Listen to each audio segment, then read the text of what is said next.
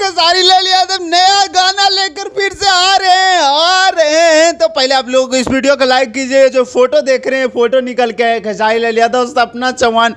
क्या हॉट अंदाज में लग रही है यार वो, ये कसम क्या लगती है यार। और इनकी जोड़ी ओए होए होए, इनकी जोड़ी भोजपुरी इंडस्ट्री काजल राघवानी के बाद और इनकी जोड़ी चमक रहा है धीरे धीरे। अब मुझे लगता है तबाही मचने वाला है इन गानों से यार। क्या डैशिंग लग रहे हैं दोनों यार, और स्मार्ट लगता है। न्यू गाना का शूटिंग चल रहा है और कहाँ चल रहा है शूटिंग ये नहीं पता चल पा रहा है यार। कब तक ये सब गाने आएंगे यार, एक ग्लोबल म्यूजिक वाला।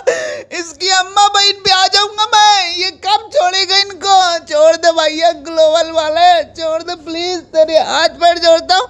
और यार बहुत हॉट अंदाज में गाना आने वाले हैं, बहुत सारे गाने शूटिंग करके रखे हुए हैं। बस इंतजार करो तुम हमारे वीडियो का, क्योंकि हम रिप्लाई लेकर आ रहे हैं बहुत जल्द। तो इस वीडियो को लाइक कीजिए, शेयर कीजिए। सो ज़्यादा कुछ नहीं बोलता हूँ। लव यू दोस्तों, इसी तरह प्यार आशीर्वाद सपोर्ट बनाए रखें।